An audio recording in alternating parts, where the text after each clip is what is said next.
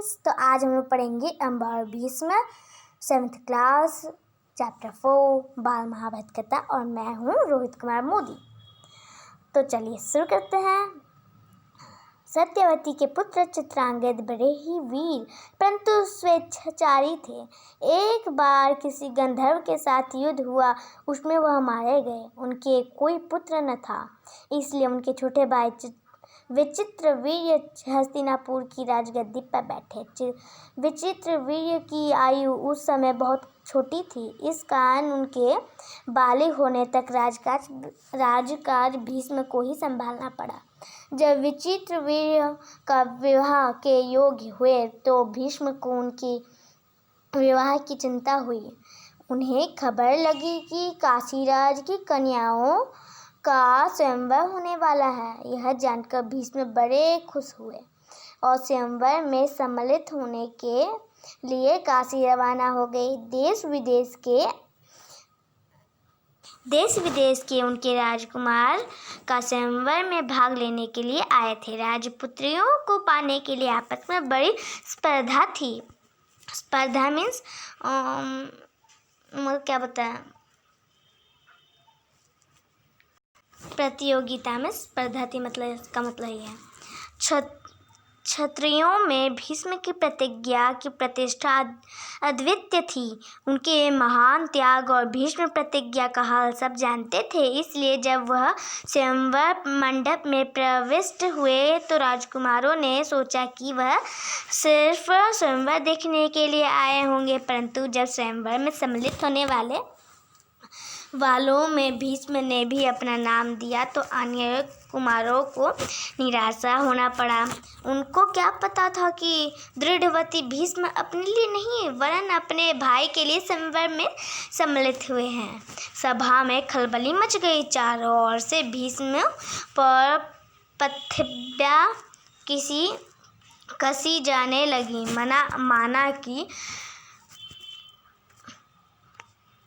मना कि भरतवंशी भीष्म बड़े बुद्धिमान और विद्वान हैं, स्वयंवर से इन्हें क्या मतलब, इनके प्रण का क्या हुआ। जीवन भर ब्रह्मचारी रहने की इन्होंने जो प्रतिज्ञा की थी वह झूठी थी। इस भांति सब राजकुमारों ने भीष्म की हंसी उड़ाई। यहाँ तक कि काशीराज की कन्याओं ने भी भीष्म की तरफ से दृष्टि फेर ली और उनकी अवहेलना सी करके आगे की ओर चल दी। भीष्म इस अवहेलना को सह न सके। अवहेलना मीन्स मोड़ देना से मतलब है ना, उनसे ध्यान हटा देना, एकदम जो ये कर सकता है वो कर सकता है, ये सब नहीं था। इसलिए उन्होंने सभी राजकुमारों को हराकर तीनों कन्याओं को बलपूर्वक रथ पर बैठा लिया और हस्तिनापुर को चल दिए।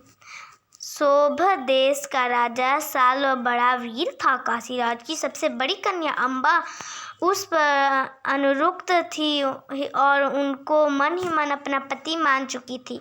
साल्व ने भीष्म के रथ का पीछा किया और उसको रोकने का प्रयत्न किया। इस पर भीष्म का साल्व के बीच घोर युद्ध छिड़ गया। भीष्म ने उसे हरा दिया, किंतु काशीराज की कन्याओं की प्रार्थना पर उसे जीवित ही छोड़ दिया। भीष्म काशीराज की कन्याओं के विवाह की सारी तैयारियां हो जाने के बाद जब कन्याओं को विवाह मंडप में ले जाने का समय आया तो काशीराज की बड़ी बेटी अम्बा एकांत में भीष्म से बोली, गांगेय, मैंने अपने मन में शोभ देश के राजा साल्व को अपना पति मान लिया है। इसी बीच आप मुझे बलपूर्वक यहाँ ले आए। मेरे मन की बात जानने के बाद आप मेरे बारे में अब जो उचित समझे करें। भीष्म को अब अम्बा की बात जची। उन्होंने अम्बा को उसकी इच्छानुसार उचित प्रबंध के साथ साल्व के पास भेज दिया और अम्बा की दोनों बहनों अंबिका और अंबालिका का विचित्रवीर्य के साथ विवाह कर दिया। अम्बा अपने मनोनीत वर शोभराज साल्व के पास गई और सारा वृत्तांत कह सुनाया। उसने कहा, राजन, मैं आपको ही अपना पति मान चुकी हूँ। मेरे अनुरोध से भीष्म ने मुझे आपके पास भेजा है। आप मुझे अपनी पत्नी स्वीकार कर लें। पर साल्व न माना। उसने अम्बा से कहा, सारे राजकुमारों के सामने भीष्म ने मुझे युद्ध में पराजित किया और तुम्हें बलपूर्वक हरण करके ले गए। इतने बड़े अपमान के बाद मैं तुम्हें कैसे स्वीकार कर सकता हूँ? तुम्हारे लिए अब उचित यही है कि तुम भीष्म के पास जाओ और उनकी सलाह के मुताबिक ही काम करो। बेचारी अम्बा हस्तिनापुर लौट आई और भीष्म को सारा हाल कह सुनाया। उन्होंने विचित्रवीर्य से कहा, वत्स, राजा साल्व अम्बा को स्वीकार नहीं करता। इससे विदित होता है कि उसकी इच्छा अम्बा को पत्नी बनाने की नहीं थी। अब उसके साथ तुम्हारा ब्याह करने में कोई आपत्ति नहीं रही है। पर विचित्रवीर अम्बा के साथ ब्याह करने को राजी न हुए। बेचारी अम्बा ने इधर की रही न उधर की। कोई और रास्ता न देख वह भीष्म से बोली, गांगे, मैं तो दोनों ओर से ही गई। मेरा कोई भी सहारा न रहा। आप ही मुझे हर लाए थे। अतः अब आपका यह कर्तव्य है कि आप मेरे साथ ब्याह कर लें। भीष्म ने उसकी बात ध्यान से सुनी और अपनी प्रतिज्ञा की याद दिलाकर बोले, अपनी प्रतिज्ञा तो मैं नहीं तोड़ सकता।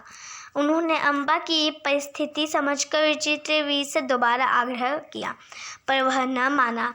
भीष्म ने अम्बा को फिर समझाया और कहा कि शोभराज साल्व के ही पास जाओ और एक बार फिर प्रार्थना करो।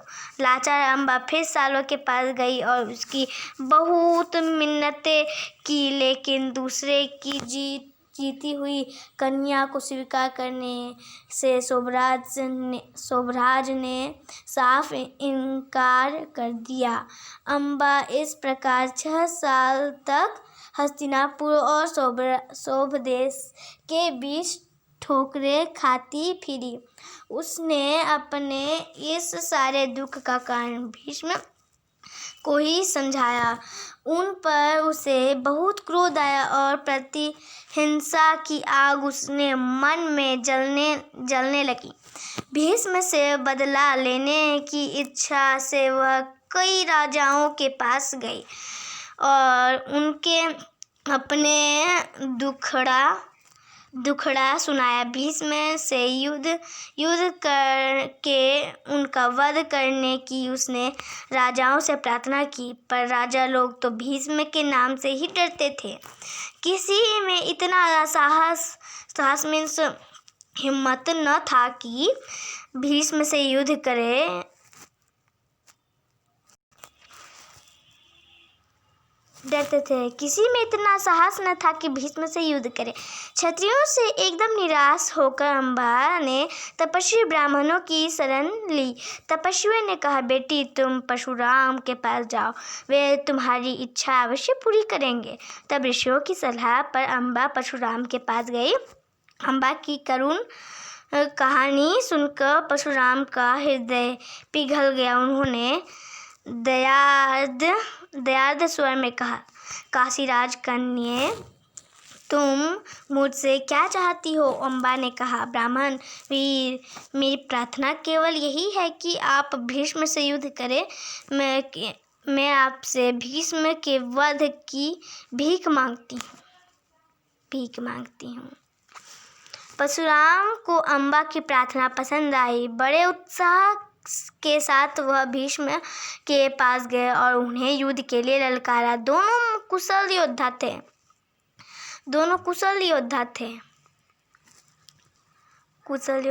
थे और धनुष विद्या के जानकार भी। दोनों ही जितेंद्रिय और ब्रह्मचारी थे। समान योद्धाओं की टक्कर थी। कई दिनों तक युद्ध होता रहा, फिर भी हार जीत का निश्चय न हो सका। अंत में परशुराम ने हार मान ली और उन्होंने अम्बा से कहा, जो कुछ मेरे वश में था कर चुका, अब तुम्हारे लिए यही उचित है कि तुम भीष्म ही की शरण लो। अब पर अम्बा ऐसी बातों से कब विचलित होने वाली थी। उसने वन में जाकर